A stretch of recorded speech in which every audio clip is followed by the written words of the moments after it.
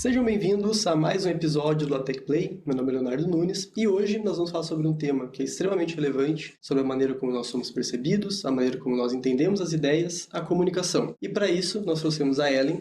A Ellen tem mais de 25 anos de experiência em comunicação, jornalismo, locutora, escritora e também é mestranda em gestão de políticas públicas com foco em linguagem simples. E além disso, hoje em dia ela trabalha na Prefeitura de Balneário Camboriú como assessora de cerimonial e eventos. Ellen, seja muito bem-vinda. Então, Ellen, para a gente começar o nosso bate-papo, queria que tu se apresentasse, contasse um pouco da tua trajetória e o porquê tu escolheu seguir na área da comunicação. Olá, primeiro agradecer a equipe super gentil aqui do LabTech Play, que tem esse espaço maravilhoso para que outras pessoas possam também falar sobre a sua carreira, falar sobre as suas ideias, sobre os seus projetos. E como que eu comecei na comunicação é uma pergunta que sempre fazem. Eu acho bacana, Léo, perguntarem das origens, né, de como é que essa ideia de comunicação surgiu. Eu, quando criança, eu era muito fechada, muito tímida. Os adultos lá em casa diziam que nem parecia que tinha criança, porque eu ficava brincando naquele quartinho que as casas antigas tinham, que era chamado o quartinho da bagunça. Sim. E eu ficava naquele mundo imaginário, fingindo que eu dava aula para amigos imaginários. Então eu ensinava coisas que eu aprendia com os amigos ou com os adultos para aqueles meus alunos imaginários que eram cadeirinhas vazias. E dessa percepção lúdica de comunicar com crianças que não existiam, que eram meus alunos imaginários, nunca eu havia imaginado que um dia eu ia evoluir na comunicação ao ponto de ser uma profissional, que começou no jornalismo, depois foi para o rádio, fez teatro e venho me desenvolvendo nesse caminho da comunicação. Então, daquela criança tímida que respondia tudo meio que com a cabeça sim ou não, imagino que o grande salto da minha vida foi aos 12 anos começar a fazer teatro. Fui junto com uma amiga da minha mãe, ela disse, olha, eu vou levar minha filha para fazer uma aula de teatro em Itajaí, não tinha muitos grupos na época de aqui em Balneário, e eu fui junto. E comecei com 12 brincando, e quando eu vi, aquela menina tímida foi se desenvolvendo. Corporalmente, Léo, da onde vem a minha expressão? Antes dos 12 o teatro, aos 5 eu comecei a fazer dança. Eu gosto de pontuar, porque quem desenvolve a oratória vai entender que quando você quer avançar na oratória, você tem que trabalhar o corpo. Antes de começar aqui o nosso bate-papo, estávamos fazendo exercício para articulação, e eu brinco com as pessoas, Ellen, quem for trabalhar oratória contigo vai ter que falar assim, articulado, vai dizer, oi, eu fiz curso com a Ellen. Nos treinamentos nós exageramos a dicção, a articulação, para poder soltar as nossas amarras, os nossos entraves. Então, resumidamente, meu caminho da comunicação começou com uma criança tímida, fechada, que tinha vergonha de falar e era praticamente monossilábica e se desenvolveu através de dinâmicas do teatro. Depois do teatro veio a fase de jornalismo e no jornalismo eu já encontrei a rádio da universidade, que era a Rádio Univale, e lá, como voluntária, fiquei. De voluntária para estagiária, estagiária, secretária. Tive um lado administrativo dentro da comunicação para poder custear os estudos. E depois de formada, eu ingressei no time de comunicação ali, apresentadora, repórter. Aí passei por todas as possibilidades de função na emissora. Foram 8 anos de rádio. E de rádio passei para TV. E TV venho me desenvolvendo também nesse segmento. E tu acha que a forma de se comunicar em cada um desses setores é muito diferente?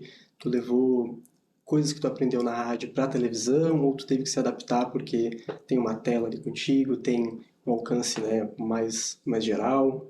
Tudo isso, Léo. Eu falo para o pessoal que está começando agora, vale a pena fazer uma universidade? O pessoal me pergunta, eu digo, vale muito a pena. Vale a pena um curso técnico? Vale muito a pena. Porque tanto um curso universitário quanto um curso técnico é muito mais do que um diploma. Ele vai fazer com que você tenha colegas que vão conhecer e trilhar o caminho do conhecimento contigo. Vai fazer com que você tenha professores. E o que são os professores? Senão pessoas que já trilharam esse caminho muito antes e que têm dicas maravilhosas para passar. Você acaba ganhando muito no meio acadêmico ao se debruçar com pessoas que já têm essa experiência, que já trilharam o caminho das pedras. Então, eu sempre digo, não é só diploma. Sou formado aqui e trabalho outra coisa. Tem pessoas que vão se formar em alguma questão, alguma profissão e podem seguir outros caminhos. Somos jovens, por que não? Mas o que eu digo é que, ao trilhar um caminho acadêmico, você consegue abrir tantas portas, tantos horizontes e se descobrir muitas vezes além do que você imaginava. Ainda mais na área da administração, a administração pública te abre o horizonte para o mundo, não só aqui para Balneário Camboriú. Como que a comunicação afeta a parte dos políticos, líderes, professores e como eles vão impactar as pessoas no dia a dia, com as falas que eles têm, a maneira que eles se portam, como eles vão transparecer aquilo que eles estão querendo falar? Uhum. Eu tomo como exemplo Barack Obama, o ex-presidente dos Estados Unidos, e utilizo até alguns vídeos dele, desses que são livres na internet, para mostrar a postura, como ele se posiciona diante da plateia, como ele começa os discursos dele sempre com um bom humor, com uma citação, uma referência. Tem um discurso dele bem bacana, foi o que ele fez como presidente pela primeira vez no Brasil. Primeira visita dele ao Brasil foi sendo presidente dos Estados Unidos. E aí ele trabalha uma série de técnicas. Ele começa falando em português, ou tentando falar em português, e aquilo já faz o público rir, se identificar, quebra aquela questão do muro, ou de, o presidente está nesse patamar e eu, o público, estou lá embaixo. Não, ele acaba nivelando a comunicação. O grande comunicador não é aquele que fala palavras difíceis, mas é aquele que consegue trazer ideias complexas, tidas como difíceis, numa linguagem simples, uma linguagem popular, uma linguagem que as pessoas todas entendem, tanto o professor doutor quanto a senhorinha que não terminou de fazer o ensino médio ou fundamental. Nesse sentido, o Obama eu tenho como uma grande liderança de oratória. Não consegui vê-lo pessoalmente ainda, quem sabe um dia eu realizo esse sonho. Ele teve algumas vezes palestrando no Brasil, nossas agendas não sincronizaram. Mas quem sabe um dia, porque realmente é a postura, é a modulação vocal e, sobretudo, o contato. Eu deixo a dica para você procurar aí, vídeos do Obama, porque, independentemente da sua ideologia política, analisar mesmo a parte técnica de palestrante, de orador, de um político que cresce e muito por conta da capacidade de passar a sua mensagem, de abraçar. Quando na primeira vez ele se candidata e ele tem o slogan lá, Yes, we can. Então ele diz para as pessoas que elas podem. E todo mundo, de algum modo, quer também poder alguma coisa, quer estar participando desse movimento de poder, de fazer, de ação. Então tem uma série de coisas para analisar no discurso do Obama em termos de comunicação e oratória. Já que tu citou sobre linguagem simples, que é o teu trabalho de mestrado, como tu acha que a linguagem simples tem que ser aplicada no setor público, em empresas privadas? Como que isso vai impactar a maneira que as pessoas vão enxergar aquela política, vão aceitar, vão aderir, ou até vão entender que aquilo ali não se encaixa para ela, não é uma coisa que ela concorda? Léo, primeiro é explicar um pouco do que é linguagem simples. Para algumas pessoas na rua eu comentei, disseram assim, linguagem simples é falar com gíria, linguagem simples é falar linguagem neutra, a linguagem simples, o nome por si já fala muita coisa. É você descomplicar o seu discurso, seja ele escrito ou falado. Então você pode simplificar muito a comunicação quando você usa um texto coerente, coeso, e você tira aqueles jargões difíceis, por exemplo, os chamados juridiquês, que só a pessoa formada em direito, o professor, às vezes vai entender. E às vezes nem eles vão se achar de tanta, sabe, rebusquês jurídicos. Então, tira tudo isso. Para que usar aqueles termos tão difíceis se você pode simplificar? Então, começa aí, você trocar termos complicados que num primeiro momento de leitura você não entende, já é um texto com problema. A linguagem simples, ela se dá quando você bate o olho no texto e você não precisa pegar dicionário nem ligar para o teu amigo que é formado em direito. Você consegue já entender. Onde que teria que se usar a linguagem simples principalmente? Em tudo que é comunicação pública, seja nos portais de notícias do legislativo, do executivo, nos editais. Às vezes tem tantos editais interessantes, editais públicos, que as pessoas nem chegam a conseguir concorrer aos editais, porque quando elas clicam lá no link, o texto é tão rebuscado, a letra é pequenininha, não tem contraste. Então, não é só também falar de texto, é falar de contraste, é falar de layout. Você abre um portal e é tudo desorganizado, a pessoa já não tem vontade de ficar ali, ela não entende. Então, ela está procurando uma aba de serviço e se esse portal está todo bagunçado, ou pequenininho, ou sem contraste nas letras, por exemplo, a gente não chega nem a analisar o texto. É a questão estética. Então, uma série de coisas, uma série de ferramentas que vão ajudar nessa questão da linguagem simples. Por exemplo, você se utilizar de infográficos, utilizar de desenhos. Olha que interessante, a pessoa pode até não ser alfabetizada. Imagina que nos ícones ali, como se fala, nas janelinhas do site, você coloca, em vez de palavra, você coloca um símbolo, você coloca um desenho. Isso facilita. Toda vez que você facilita a comunicação da pessoa, seja no texto, seja visual, você está trabalhando a linguagem simples, que é a linguagem da transparência, a linguagem da acessibilidade. Que é uma coisa que, para o setor público... Fundamental. Como que você vai ser transparente? Às vezes algumas pessoas falam, mas o povo não se interessa, não tem adesão. Quantas pessoas podem, às vezes, tentar entender e não entendem? Então, como é que ela vai participar de algo que ela não entende? Sim. Como é que ela vai exercer a cidadania dela se ela não compreende? Sim. Então, eu ainda estou na fase de pesquisa, não terminei a pesquisa, mas eu estou nessa busca de entender mais sobre a linguagem simples, sobre por que ela não é tão difundida no Brasil. Já sei que já posso afirmar que ela surgiu na Inglaterra, mas outros países do mundo também já se utilizam e ela tem uma série de normas. Tem até uma ISO no Brasil, que eu estou me debruçando agora e começando a entender como que ela pode padronizar, sim, a nossa linguagem. Para os nossos ouvintes, como tu acha que, na prática, eles podem perder esse medo de falar em público, medo de palco, se apresentar? Como que eles podem perder esse medo, ou pelo menos entender que aquilo ali é uma coisa normal e acalmar? Léo, o primeiro de tudo é a pessoa se conhecer. Então, para você avançar na comunicação, você tem que partir para o autoconhecimento. Desde testes de perfis para saber se você é uma pessoa sinestésica, se você é uma pessoa mais auditiva, se você é uma pessoa que aprende mais com visual, de temperamento, se você é uma pessoa sanguínea, se você é uma pessoa colérica, todos esses testes que você vai encontrando aí pelo caminho, eles vão te ajudar a compreender a maneira com que você lê o mundo e a maneira que os outros te percebem. A partir do momento que você começa a se conhecer, você vai percebendo se você é mais extrovertido, se você é mais tímido, você vai se aceitando e usando todas essas suas características em teu favor.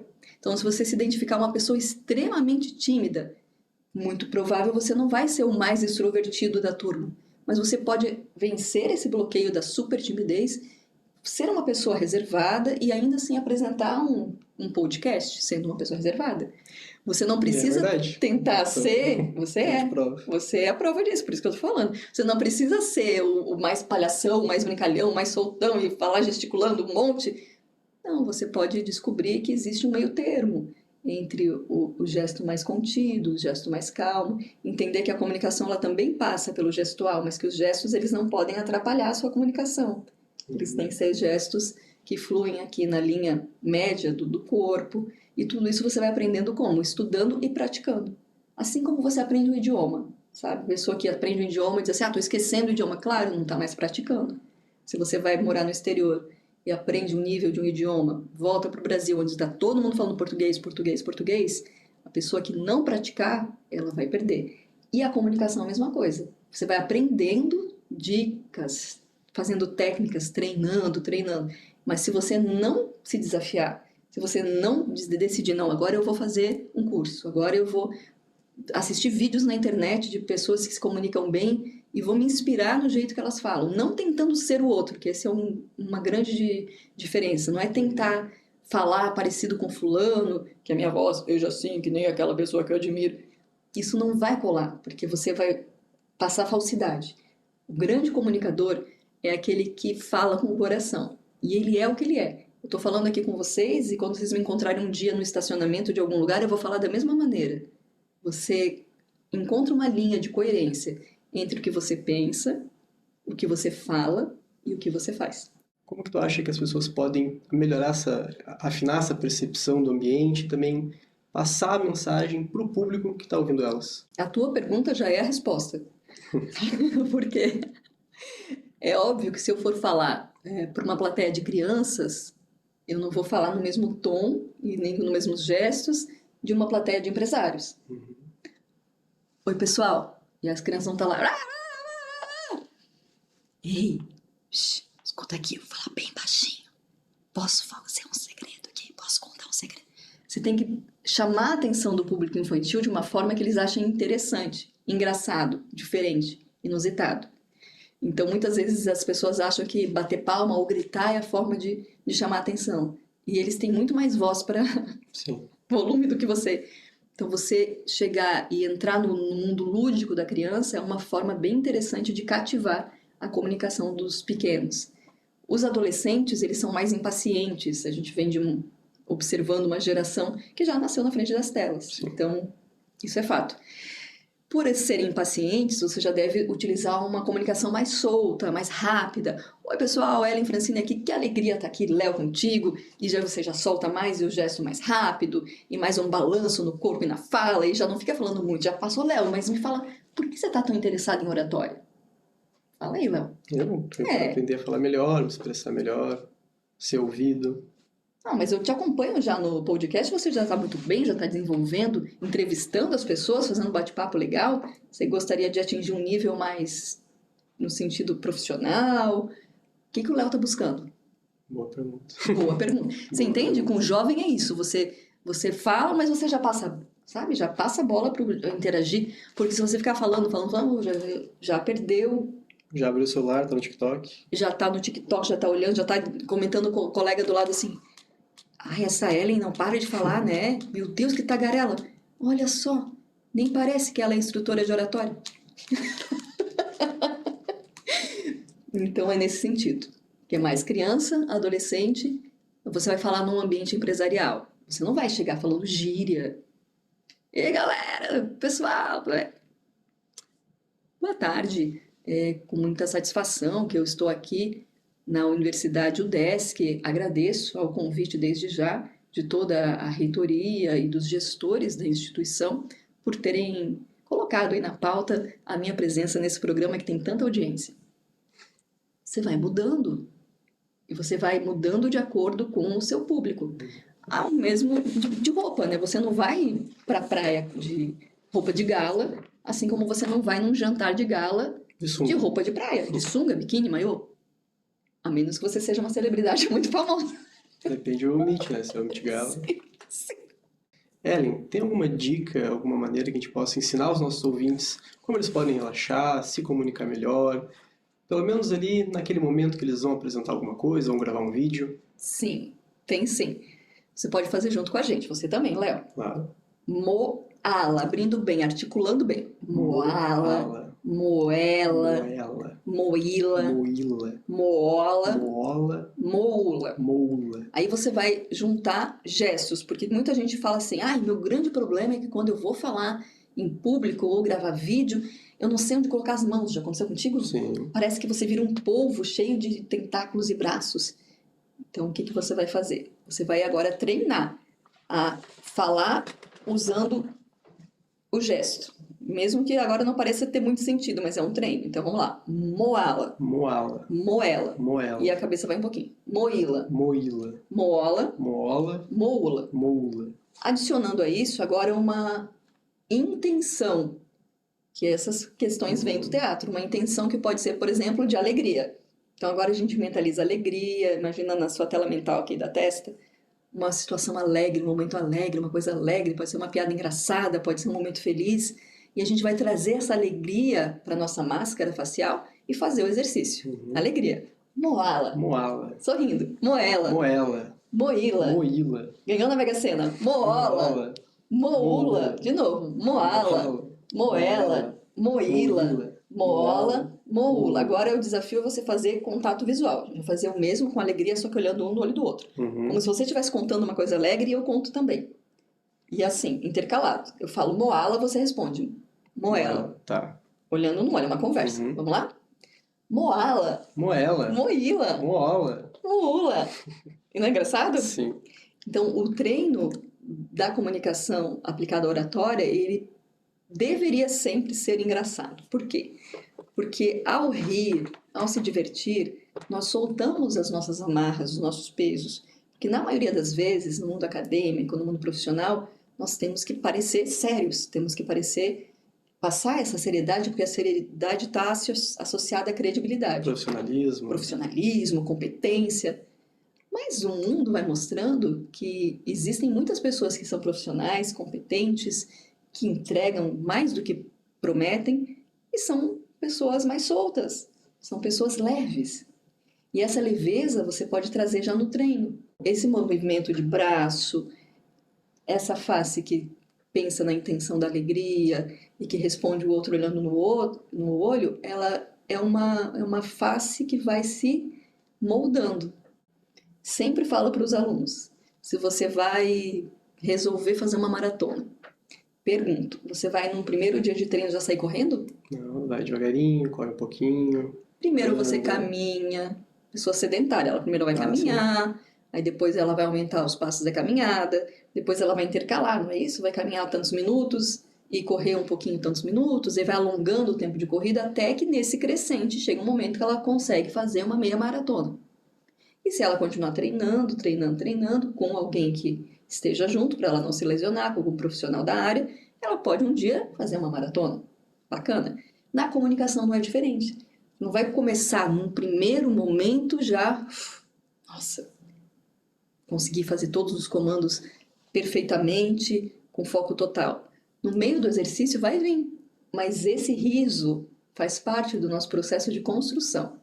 Porque para você construir a sua persona nova de comunicação, você tem que desconstruir uma série de coisas. E uma das coisas mais importantes a se desconstruir são aquelas vozes da infância, da adolescência, que ficavam dizendo assim, você não consegue, você não pode. As frases que te deixam para baixo. As frases que muitas vezes vinham da escola, outras vinham dos colegas de rua, outras vezes da própria família. Ai, como é lento, né? A quem puxou? Deve ter puxado o vô, porque eu sou rápido, você é rápida, ele é uma tartaruga. Então são coisas que às vezes os adultos comentam, então até de brincadeira, mas que a criança vai guardando, ela pode até esquecer, na vida adulta ela não sabe, mas de repente ela se vê travada. E essa trava pode se refletir, e muitas vezes se reflete no processo de comunicação. Aí fica o nervoso ali, ó, mão suada, medo de ser julgado. Um dos maiores medos da humanidade é a morte. Mas o medo de falar em público supera o medo da morte, de acordo com várias pesquisas em todos os países. E aí você vai analisando por que as pessoas têm tanto medo de falar em público se falar faz parte do nosso dia a dia. Então não é o medo de falar em público, é o medo de falhar em público. Medo de errar, de travar, de esquecer. E por que eu tenho tanto medo de falhar? É o medo do julgamento. Porque com o julgamento vem o tal do cancelamento. E esse cancelamento ele tem origens ancestrais, de quando os povos ainda viviam nas cavernas.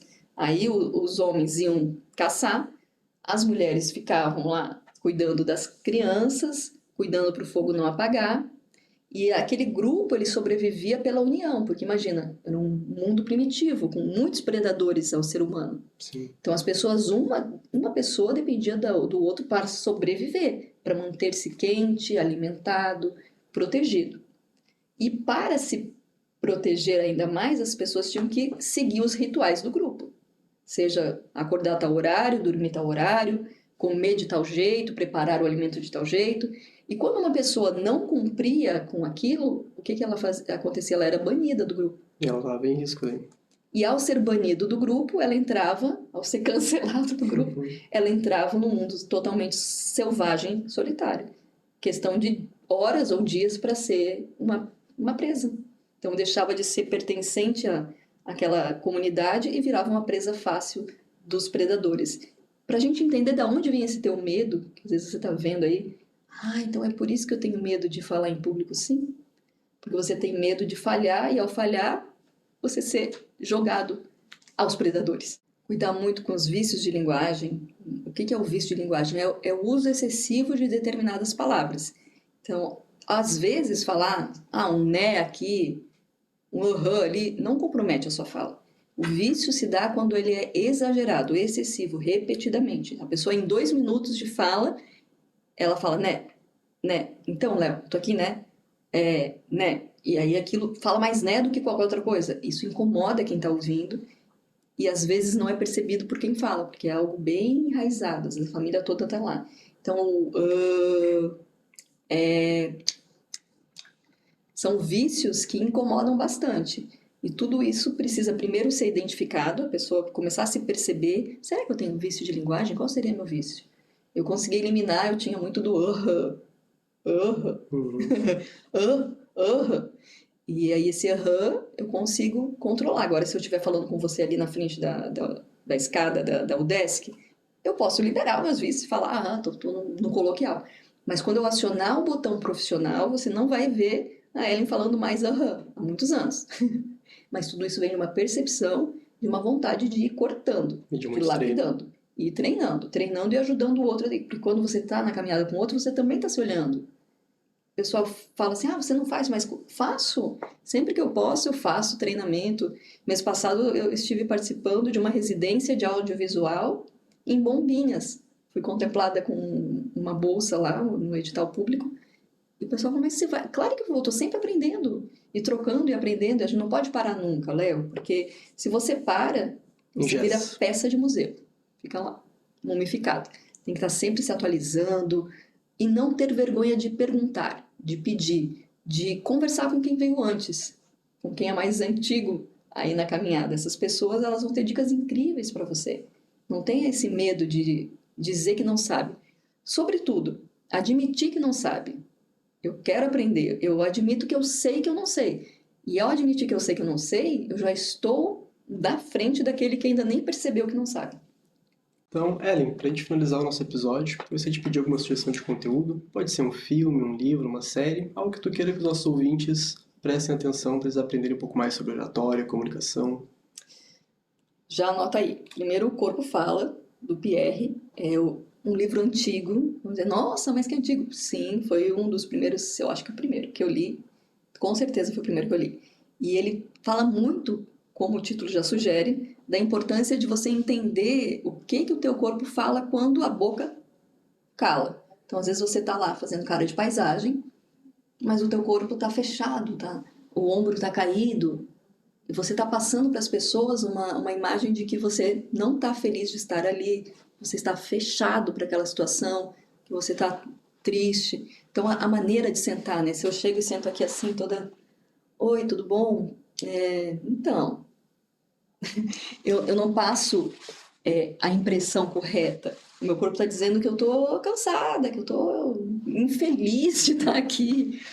Ao passo que se você alinha a sua coluna, se você abre o peito, endireita os ombros, você encara a pessoa olhando no olho, tudo isso é o corpo falando, antes do verbal. Vocês vão começar a analisar agora como que as pessoas se cumprimentam na rua. E você nunca vai ser desagradável em cumprimentar as pessoas. Um cuidado básico, mas que faz toda a diferença. Quando você chega num ambiente que tem 5 pessoas, não vai cumprimentar só o Léo e deixar as outras 4 lá a ver navios. A mesma maneira que você cumprimentar o Léo, você vai fazer com os outros. Você pode escolher um meneio de cabeça, tudo bom, Léo? Tudo bom, tudo bom? Igual. Se você fez o aperto de mão, se prepara, mais 4 apertos de mão, para que as pessoas se sintam, mais uma vez, no mesmo plano. Acolhidas. Acolhidas igualmente. Aí, claro, tem algumas exceções. Se aparece um amigo meu de infância, que eu não vejo há 20 anos, provavelmente eu não vou ficar no mesmo aperto de mão do grupo que eu estou vendo todo dia ali comigo. Aí vai ser uma exceção. Vai ser aquele abraço mais demorado. Vai dizer, gente, meu amigo, 20 anos sem ver. São situações e situações. Mas, no modo geral, sempre seja simpático, acolhedor. Use elogios sinceros. Não tente elogiar se você não gosta. Tem gente que tenta forçar a barra, sabe?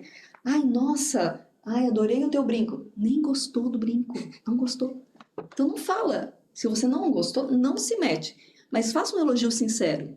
Realmente esse tom de camisa te caiu bem, tá? Roxinho no Bank. Gostei muito desse tom. Você só vai falar elogio sincero. Se não for sincero, não fala.